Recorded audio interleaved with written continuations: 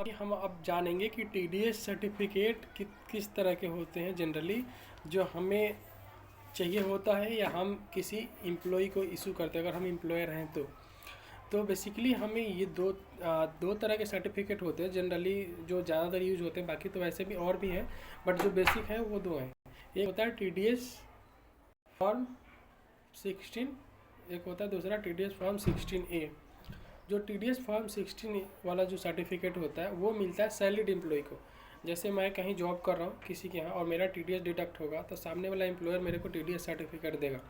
तो वो TDS certificate कब दे सकता है? वो दे सकता है जैसे क्वार्टर ख़त्म होगा उसके 45 दिन बाद। क्वार्टर एंड हुआ सपोज करिए 30 जून को, तो उसके 45 दिन बाद, तो उस पीरियड में थोड़ा सा अब मई वाले जो पीरियड होता है उसमें थोड़ा ज़्यादा टाइम लगता है, तो यानी आपको लग जाएगा 65 डेज, ठीक है। बट लेकिन अनदर पीरियड, अनदर क्वार्टर, जैसे आपका अक्टूबर सितंबर में जो क्वार्टर ख़त्म होगा उसका मिल जाएगा नवंबर 15-20 तारीख तक आपको सर्टिफिकेट, ठीक है।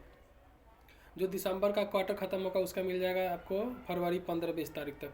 तो 15 दिन के, जैसे क्वार्टर एंड के 45 दिन बाद टाइम होता है, तो 45 दिन के बाद एम्प्लॉयर आपको टीडीएस सर्टिफिकेट इशू कर सकता है, ठीक है। अब ये फॉर्म 16 होता है किसके लिए? मैंने बताया फॉर्म 16 होता है एम्प्लॉयड जो सैलरीड पर्सन है। जैसे मैं कहीं जॉब कर रहा हूँ, मेरे को टीडीएस डिडक्ट होगा मेरा, तो कंपनी से मैं सर्टिफिकेट मांगूंगा, ठीक है, तो मेरे को टीडीएस सर्टिफिकेट फॉर्म 16 देंगे। फॉर्म 16A उसके लिए होता है जो बिजनेस से काम कर रहा है। जैसे सपोज करिए कोई वेंडर है, किसी को कोई माल सप्लाई कर रहा है, कोई किसी को सर्विस दे रहा है, तो उसका जब टीडीएस डिडक्ट होता है तो सामने वाला पार्टी देता है फॉर्म 16A, ठीक है।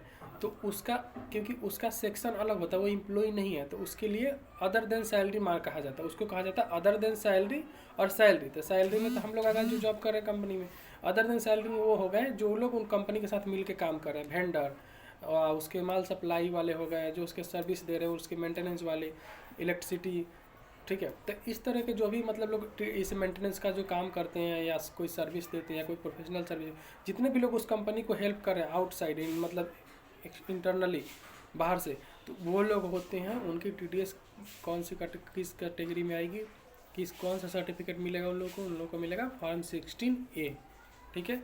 तो एम्प्लॉय के लिए होता है फॉर्म 16 और अदर देन एम्प्लॉय के लिए होता है फॉर्म 16A, ठीक है फ्रेंड्स। सो अगर कोई भी डाउट हो तो प्लीज़ आप लोग कमेंट करिए। अगर कोई और सेक्शन के बारे में जानना था, कोई और सर्टिफिकेट, तो मैं बताऊंगा। अभी नेक्स्ट मैं बताऊंगा अगले वीडियो में रिटर्न की कौन कौन सी फॉर्म होती है और कौन सी रिटर्न के लिए कौन सी टीडीएस की फॉर्म यूज होती है, ठीक है फ्रेंड्स। Thank you.